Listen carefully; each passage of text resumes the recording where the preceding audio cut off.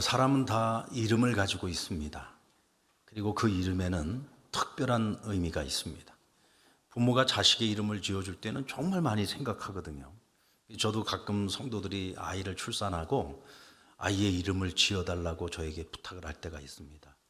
진짜 어렵습니다. 말씀 준비하는 것보다 더 어렵습니다. 왜냐하면 그 아이의 이름은 평생 가지고 가는 거거든요. 그리고 그 이름에 부여해지는 그 의미는 하나님이 주시는 의미요. 이 아이가 평생 그 이름에 대한 책임을 지고 살아가야 되는 것이기 때문에 정말 이 이름 지어주는 것이 힘들고 어려운 일이고 신중해야 되는 일입니다. 요즘 우리 믿는 부모님들이 자녀를 낳으면은 주로 성경에 나오는 이름을 많이 지어주죠. 또 아이에게 어떤 신앙적인 희망을 담아서 이름을 짓기도 합니다. 어떤 경우가 됐든지 부모가 자식의 이름을 지을 때에는 절대로 나쁜 의미로 짓지 않습니다. 좋은 의미, 축복의 의미, 어떤 희망과 소망을 담아서 이름을 짓게 되죠. 오래전에 병원 신방을 갔는데 제가 신방을 간 그 권사님의 성함은 정주자 권사님이에요. 뭐 이름이 참 좋은 이름이잖아요. 정을 주자, 정주자.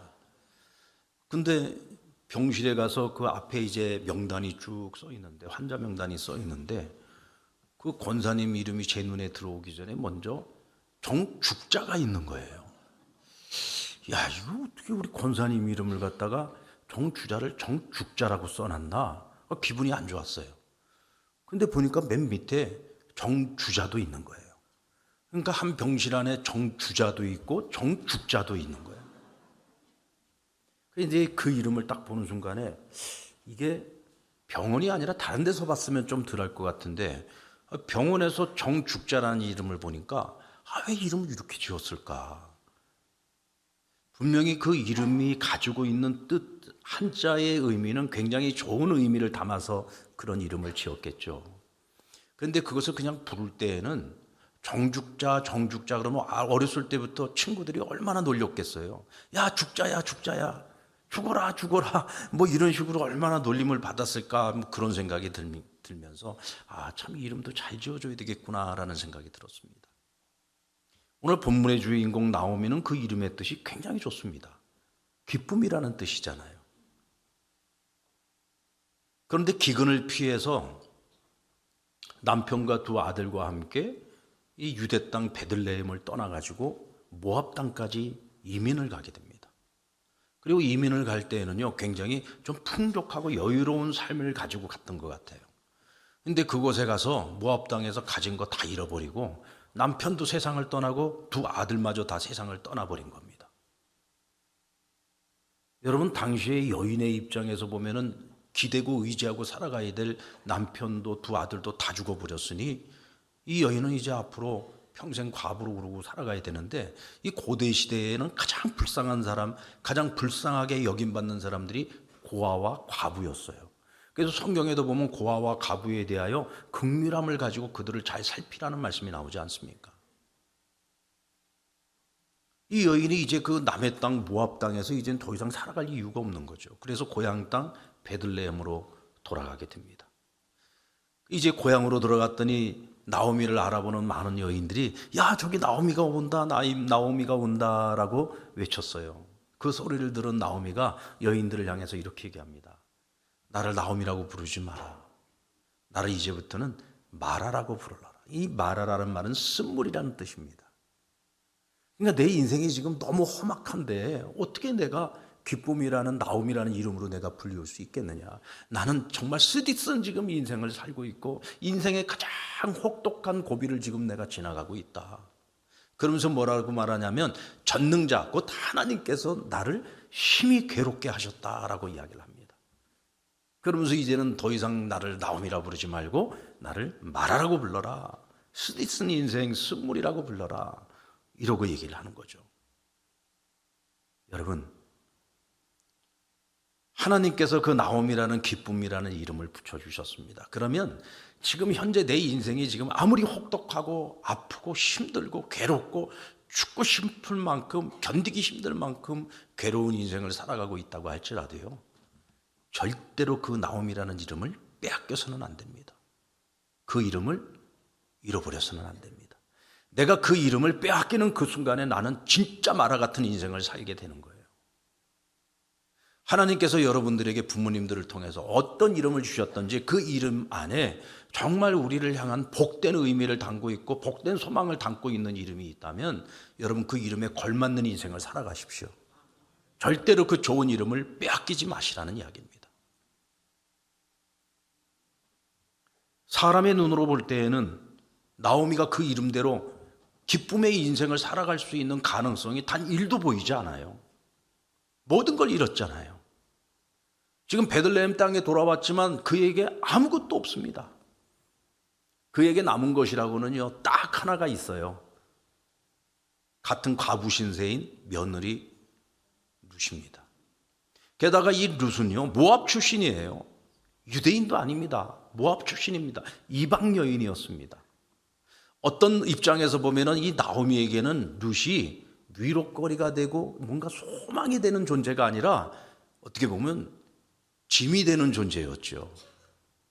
과부로서 내 한 몸 이제는 지켜나가기도 힘든데 또 하나의 과부요, 거기다가 모압 출신의 이방 여인인 자신의 그 며느리 룻을 동행했단 말이에요.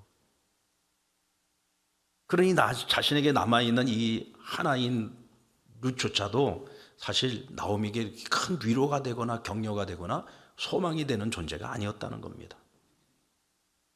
그러나 여러분, 우리는 룻기서 전체를 통해서 이 룻이라고 하는 이 며느리가 나중에는요 정말 10아들 부럽지 않은 그런 존재로서 나오미가 잃어버렸던 그 기쁨을 회복시켜 주시는 정말 축복의 통로가 된다는 것을 우리는 알고 있잖아요.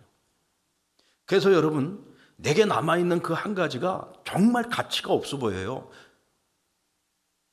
정말 아무짝에도 쓸모없는 것처럼 보일 수도 있어요. 아니, 나에겐 짐덩어리처럼 보일 수도 있어요. 그러나 그 남아있는 하나의 가치를 절대로 소홀히 여기지 말아야 됩니다. 내게 남은 것이 내 눈에는 가치 없어 보여도요,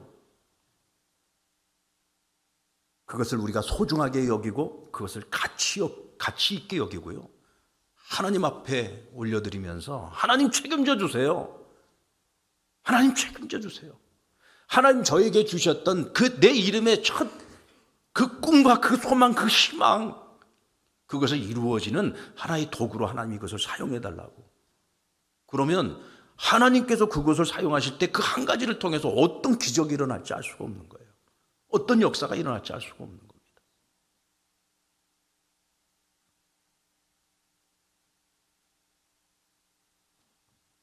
열왕기하 4장 말씀에 보면은 한 선지 생도의 아내가 선지자 엘리사를 찾아와서 하소연을 합니다.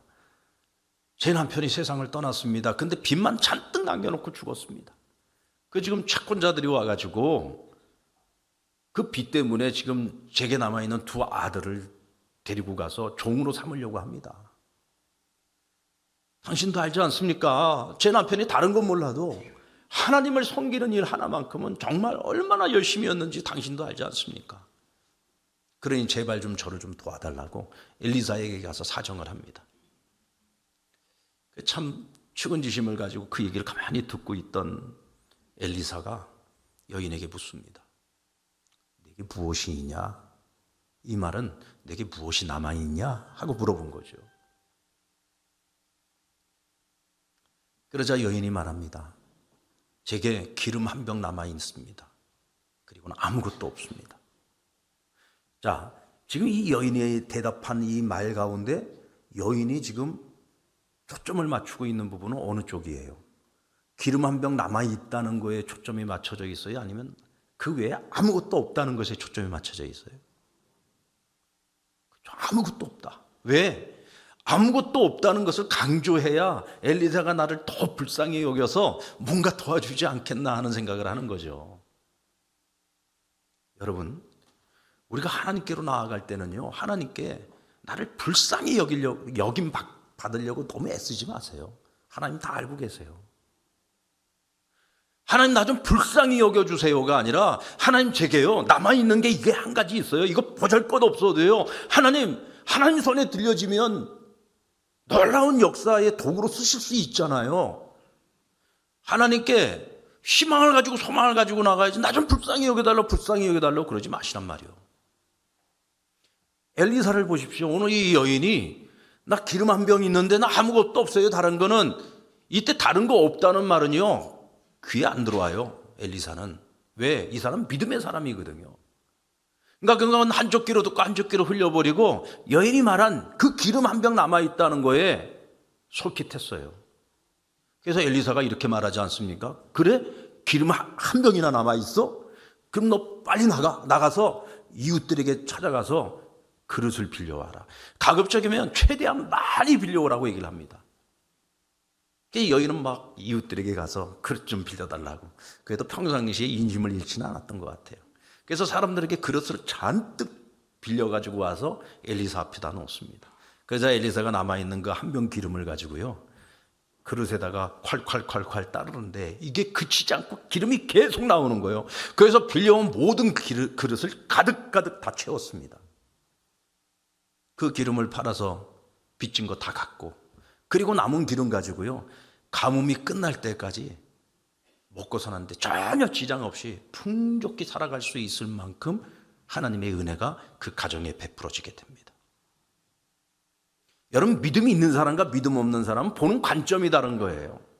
믿음 없는 사람은요 없는 것만 자꾸 봐요. 잃어버린 것만 자꾸 보는 거예요.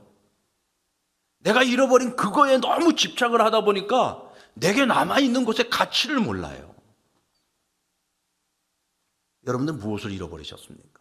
잃어버린 어떤 것 때문에 여러분들 지금 너무 마음이 속상하고 너무 괴롭고 힘들고 앞으로 나 어떻게 살아가야 되나 근심 걱정 염려가 그치지 않습니까? 그러면은 잃어버린 거 자꾸 생각하지 마세요. 이미 잃어버린 거 어떻게 하실 거냐고.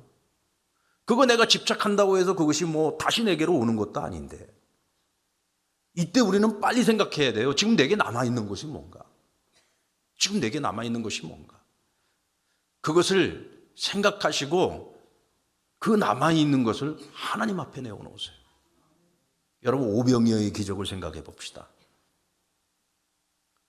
예수님 따르는 무리들이 저녁 시간이 다 됐는데 먹을 것이 없어. 예수님께서 그들에게 먹을 것을 주라라고 말씀하십니다. 근데 제자들은 그들에게 줄 게 없어요. 그러니까 제자들은 저들 빨리 그냥 돌려보냅시다 하는데 예수님께서는 아니야, 난 저들을 먹이고 싶어. 먹이고 싶은 거예요. 근데 그때 한 소년이 보리떡 5덩이에 물고기 2마리를 가지고 왔어요. 빌립이라는 제자가 그것을 가지고 예수님께 드리면서 뭐라고 했습니까? 주님, 이것밖에 없습니다. 그리고 드렸어요. 그렇죠. 이 제자의 입장에서는 주님, 이 많은 사람들을 어떻게 먹이겠습니까? 주님 앞에 내놓을 것이 이것밖에 없습니다. 라고 이 보리떡 5덩이 물고기를 2마리를 내놓은 거예요. 근데 예수님께서는 어떻게 했습니까? 그거를 딱 받아들고는 하나님께 감사하는 거예요. 하나님, 아무것도 없었던 우리에게 이렇게 보리떡 5덩이 물고기 2마리나 주시니 너무 감사합니다. 축사했다고 했지만 축사했다는 말은 감사했다는 얘기거든요. 진심으로 하나님 아버지께 감사했다는 거예요. 그랬더니 오병이어를 가지고 5,000명을 먹이고도 12강주리가 남는 기적이 일어난 겁니다. 여러분, 관점의 차이죠. 우리 믿음의 사람들은 어디에 관점을 두고 살아갈 거냐? 우리는 무엇을 주목하고 살 거냐? 무엇을 바라보고 살 거냐? 어디에 내 마음을 두고 살 거냐? 이게 분명해야 돼요. 그에 따라서 우리가 결론이 완전히 달라지는 겁니다.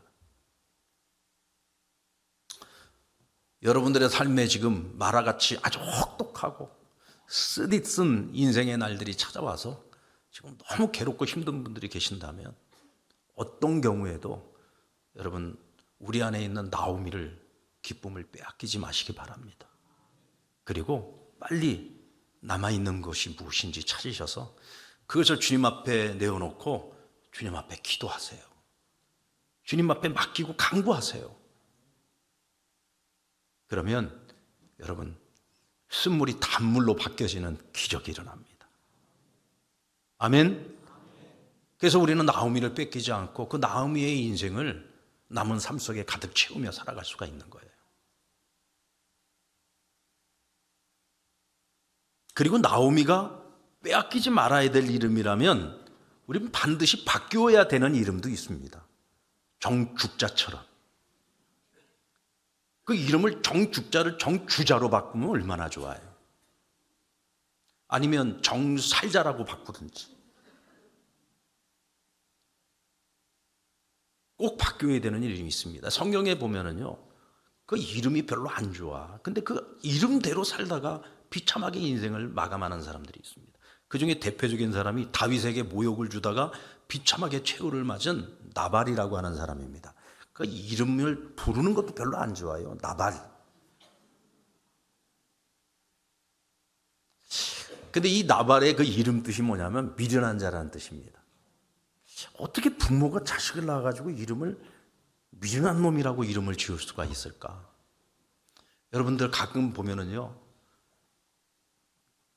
이 손주들을 안고 막 우리 손주 너무 이쁘지 않냐고, 뭐 저도 그렇습니다. 우리 손주 너무 이쁘지 않냐고 막 그러는데 보면 하나도 안 이뻐. 근데 내 새끼는 이쁜 거예요. 암만 못나게 태어났어도요, 보면은 너무 이쁜 거예요. 저희 큰아이도 처음 태어났을 때 진짜 제가 봐도요, 이게 제 자식이 맞나 싶더라고요. 얼마나 못생겼던지. 그런데 남들도 그래요. 보고 뭐 잘생겼다, 이쁘다 이런 잘생겼다 뭐 이런 말을 안 하더라고. 다들 이마가 시원하네요. 뭐 귓볼이 아주 톡톡하니 아주 복 많이 받게 생겼네요. 뭐 이런 얘기만 하지 뭐 잘났다는 얘기를 하더라고. 지금은 얼마나 잘생겼는지. 이제 크면서 좀 사람이 돼가더라고. 지금은 인물이 많이 좋아졌는데 처음엔 태어났는데 이거 진짜 그렇더라. 그래도 여러분, 내 새끼는 얼마나 이쁜지 몰라요. 남들은 그렇게 생각하는지 모르지만 저도 처음에는 좀 그랬는데 자꾸 보니까 너무 이쁜 거야. 너무 잘생기고. 근데 남들이 볼 때는 안 그렇거든요. 근데 아이를 딱 봤는데 내 새끼를 딱 봤는데 진짜 미련하게 생겼네. 그러면서 미련한 놈 나발 이렇게 이름을 지어줬겠느냐고.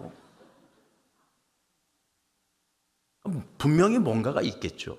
어쨌든 간에 미련한 놈이라는 이름을 지어줬어요. 나발이라고. 근데 진짜로 나발은 미련한 인생을 살다가 비참한 최후를 맞이합니다. 근데 이 사람이 보니까 하나도 잘한 건 없는데 복이란 복은 다 받았어. 그 지역에서 제일 부자였어요. 물질의 복도 받았고, 게다가 아비가일이라는 너무나 아름답고 현명하고 지혜로운 아내도 얻었어요. 그 정도면 남자가 최고의 복 다 받은 거 아닙니까? 게다가 그 목자와 양떼를 돌보고 있는데 도적떼들이 자꾸 나타나서 자꾸 그 양떼들을 훔쳐가고 그래요. 근데 그때 누가 짜잔하고 나타나느냐? 다윗이 나타나.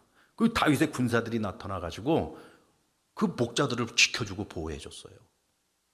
얼마나 큰 은혜를 입은 겁니까?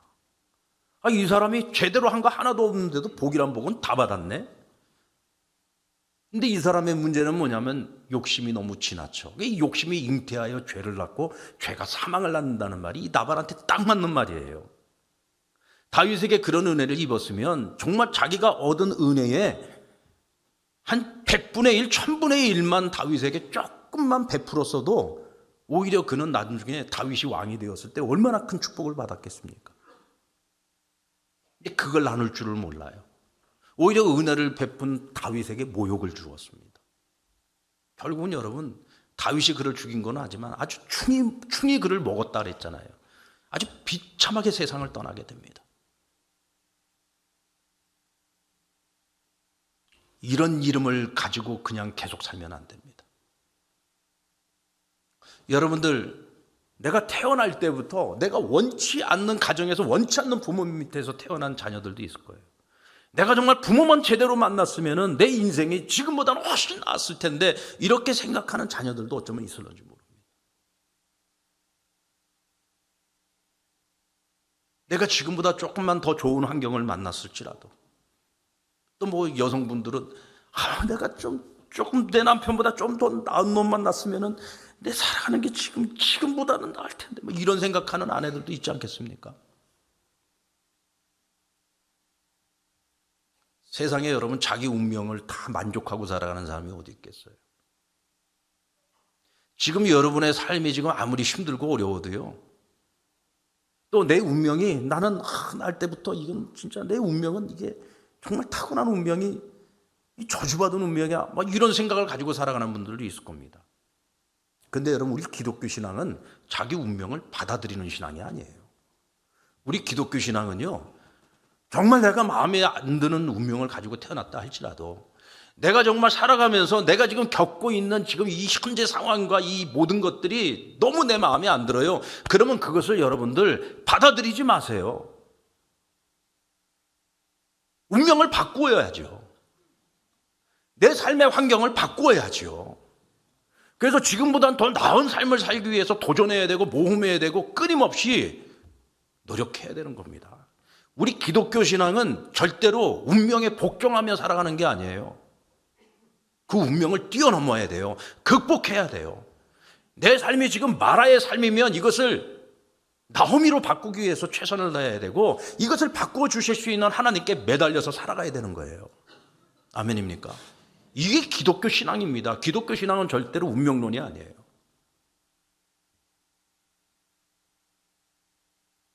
여러분의 운명, 여러분의 이름이 마음에 안 듭니까? 바꾸세요. 우리 하나님은 전능하신 분입니다.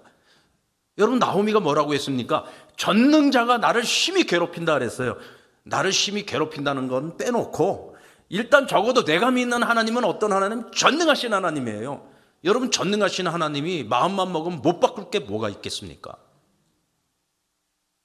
근데 그 전능하신 하나님이 우리 아버지시잖아요.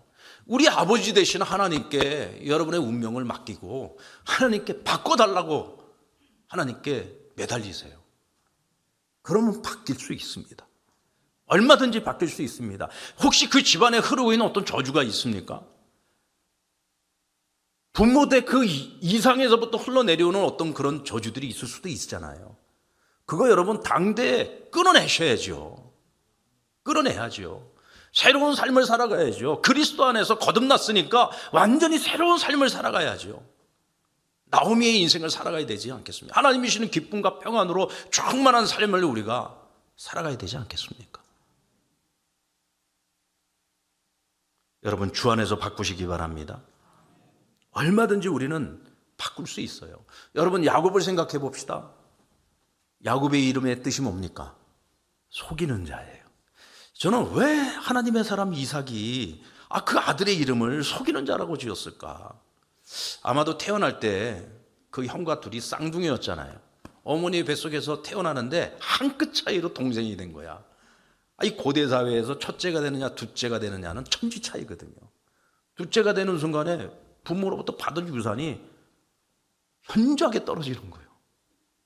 장자상속권이라고 하는 건 엄청난 축복입니다. 근데 그거를 누릴 수 없으니까 지가 이 안에서 생각을 해서 그랬는지 어쨌는지 모르겠지만 태어날 때부터 내가 둘째로 태어나게 생긴 거예요. 그러니까 형 에서의 발 뒤꿈치를 잡고 태어났어요. 그래서 이제 야곱이라는 이름이 지어졌습니다만은, 그러나 어쩌면 그보다는 좀 더 나은 이름을 지어줄 수 있었는데 결국은 그 이름대로 살았잖아요. 야곱이 아버지도 속이고 형도 속이고, 그러다가 속이는 놈 위에 속이는 놈이 있었어요. 그 삼촌 라반의 집에 갔는데 이 삼촌 라반은 뛰는 놈 위에 나는 놈이야. 세상에 20년 동안 자기 조카를 부려먹는데 10번을 넘게 속여 먹었어요. 사실은 하나님께서 그의 인생에 간섭해 주지 않았으면은 야곱은 삼촌 라반의 집에서 떠나올 때 빈털터리로 나와야 했을 겁니다. 근데 하나님께서 개입해 주시니까 큰 부자가 되고 큰 가문 가소를 다 이끌고 나오게 만들어 주셨죠. 근데 그런 야곱이었는데 하나님께서는 그 야곱을 그냥 버리지 아니하시고 그의 인생에 찾아오셨어요. 그리고는 그와 함께 씨름하시고 그에게 새로운 이름을 허락해 주십니다. 바로 이스라엘이라고 하는 이름이죠. 이스라엘의 뜻이 뭡니까? 하나님과 겨루어 이겼다라는 뜻입니다. 근데 여러분, 야곱이 진짜로 하나님과 겨루어서 이겼습니까? 환도뼈가 위골되기까지 하나님 나를 축복하시지 않으면 절대로 보내드릴 수도 없습니다는 그 끈질김과 인내, 그 악바리 정신을 보고 이놈은 그래도 뭔가 좀 써먹을 수 있겠구나, 하나님이 그렇게 생각하셨던 것 같아. 그래서 져 주신 거예요. 그리고는 그래 너 나 이겼다, 이제부터 너 이스라엘이라고 하고 너 앞으로는 절대로 속이는 인생 살지 마라. 속이는 인생, 그렇게 구질구질한 인생 살지 말고 이제부터는 이스라엘. 너 이제 나와 겨루어 이겼다. 하나님과 겨루어 이겼어. 이제는 그 이름에 걸맞는 인생을 살아. 그리고 그에게 사명을 주신 거예요. 이름을 바꾸어 주셨다는 것은 하나님이 그의 인생에 들어오시면서 그의 인생에 사명을 새롭게 주시는 거예요. 너 이제 다르게 살아야 돼. 여러분, 저와 여러분 그리스도 안에서 새로운 이름 받았잖아요. 어떤 이름 받으셨습니까? 예? 하나님의 자녀가 되는 권세를 얻으면서 우리는 그리스도인이라는 이름을 얻었어요. 하나님이 우리에게 그 이름을 주실 때는 뭐 우리가 잘나서 그 이름 주셨습니까? 그 이름 받을 만한 자격이 있어서 주셨어요? 전적인 하나님의 은혜로 주신 거잖아요. 하나님이 야곱에게 이스라엘의 이름을 주실 때도 은혜로 주신 것처럼 우리에게도 은혜로 그 이름을 주신 거예요. 그 이름을 주신 이유는 뭐냐? 이제는 너희 그리스도인답게 살라고 사명을 주신 겁니다. 사명을 맡겨주신 거죠. 여러분, 우리는 이제 그 이름에 걸맞는 삶을 살아가야 돼. 야곱이 이스라엘로 바뀐 것처럼, 마라가 나오미로 바뀌어야 되는 것처럼 우리의 삶, 우리의 운명, 앞으로의 우리의 남은 삶은 그리스도 안에서 그리스도인답게, 여러분 정말 날마다 하나님과 씨름하면서 이기고 승리하는 삶을 살아갈 수 있는 우리 모두가 되시기를 주의 이름으로 축원합니다.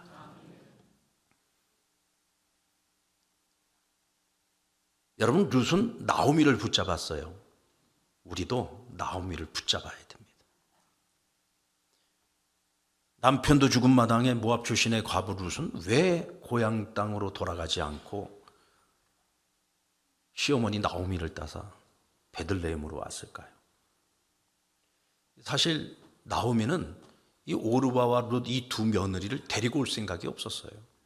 왜냐하면 너무 젊은 나이에 이 남편들이 다 세상을 떠났잖아요.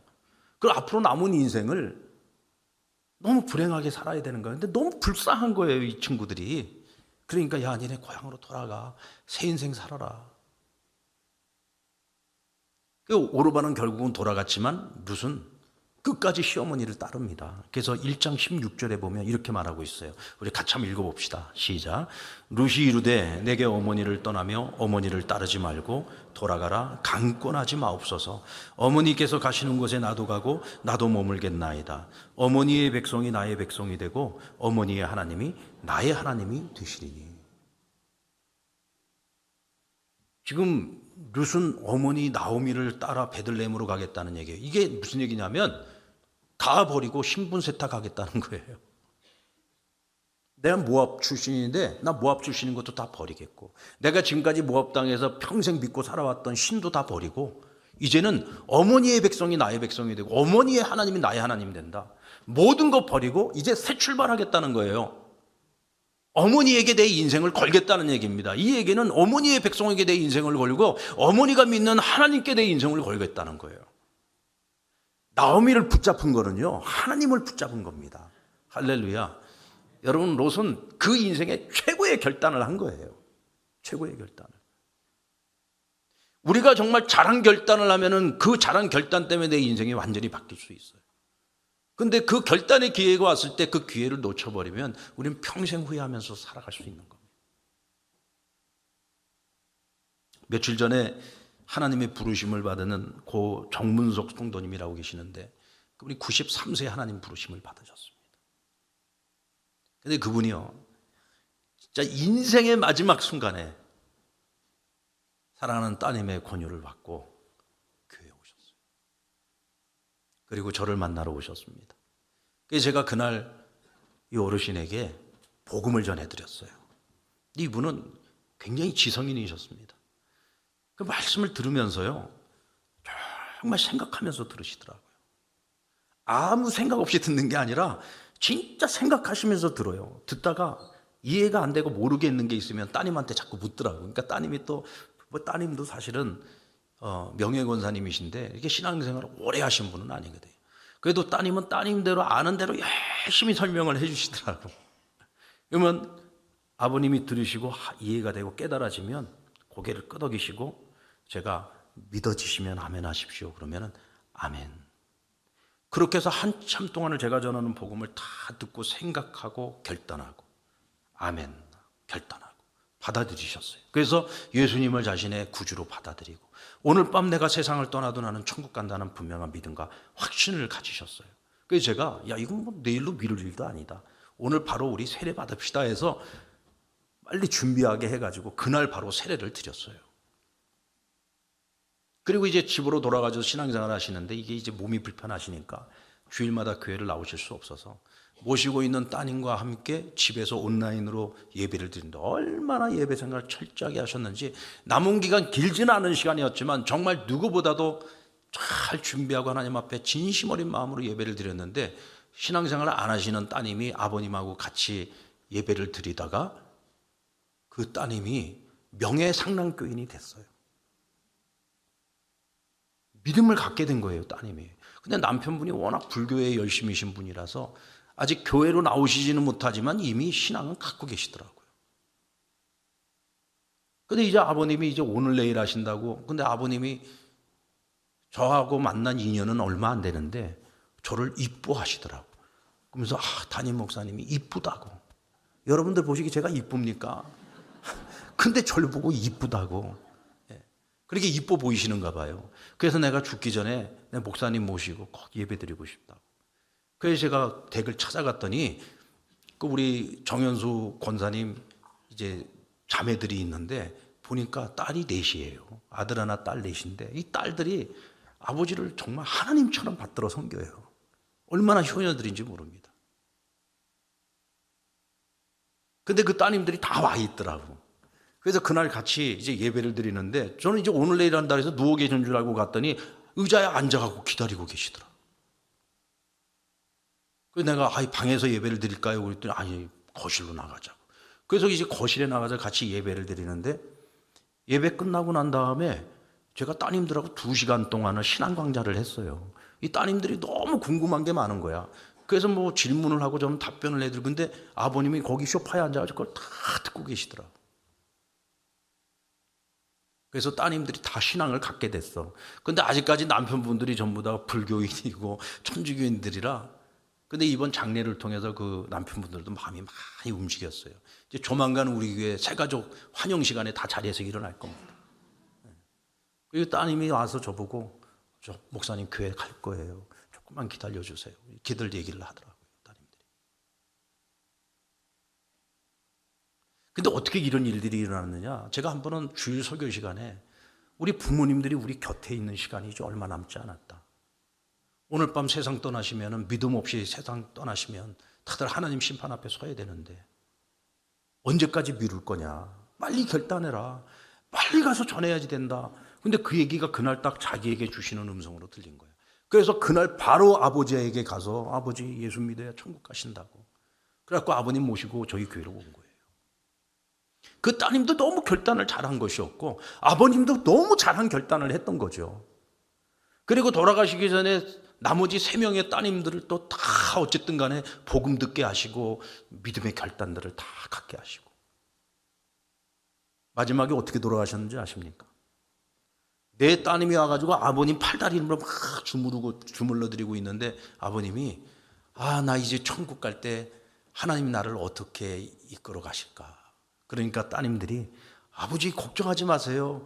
우리가 지금 아버지 팔다리 주물러드리듯이 우리가 아버지 팔다리 다 붙잡고 하나님께 올려드릴 거예요. 그러니까 흐뭇하게 씩 웃으시더니 그냥 눈을 쓱 감으시는데 피곤해서 눈을 감으시나 그랬대요. 그리고 하늘나라 가신 거예요. 너무 복되지 않습니까? 지금까지 제가 목회해 오면서 이렇게 평안하게 이렇게 복되게 세상 떠나시는 분 처음 봤고 정말 인생의 마지막에 이렇게 잘한 결단을 하시는 분이 많지 않아요. 너무 귀한 결단을 하신 거죠. 사랑하는 성도 여러분, 우리 인생에 가장 잘한 것이 무엇입니까? 예수님 믿은 거 아닙니까? 여러분 내 인생에 가장 복된 일이 무엇입니까? 예수님 믿고 따르기로 작정한 것 아닙니까?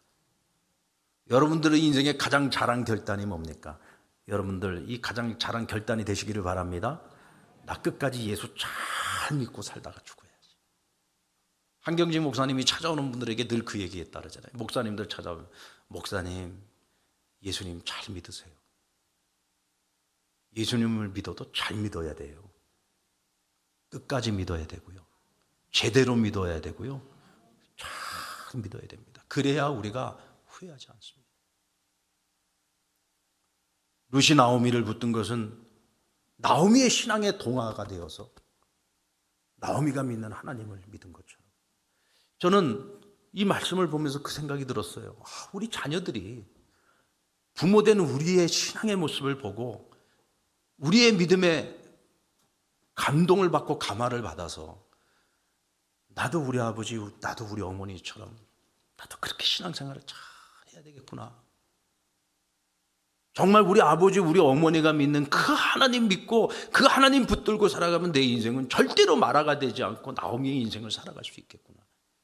그 믿음 가지고 우리 자녀들도 우리를 따라 그 믿음의 길을 걸어갈 수 있다면 얼마나 좋겠는가. 그거보다 더 큰 축복이 어디 있습니까? 실제로 여러분, 우리 믿음의 가정에서도 우리 자녀들 가운데는 신앙 떠나 살고 있는 자녀들이 너무 많잖아요. 이거 너무 가슴 아픈 일 아닙니까? 이거 빨리 해결해야 되지 않겠습니까? 그러기 위해서는 우리가 먼저 잘 믿어야 돼요. 제대로 믿어야 됩니다. 그래서 나오미처럼 며느리에게 감화 감동을 주었던 것처럼 우리도 우리 자녀들에게 감화 감동을 줄 수 있어야죠. 여러분, 나오미란 이름을 절대로 빼앗기지 마시기 바랍니다. 혹시 마라의 삶을 살고 있다면 반드시 우리는 나오미로 바뀌어야 됩니다. 남은 것이 무엇입니까? 이것밖에 없다고 말씀하지 마시고 그 하나의 가치를 알고 하나님께 드리세요. 작은 것을 들어 하나님은 크게 사용하시는 분이시니까 그 하나님께 맡겨드려서 여러분, 쓴물이 단물로 바뀌는 그런 역사를 경험하고 그런 삶을 살아갈 수 있는 우리 모두가 되시기를 주님의 이름으로 축원합니다.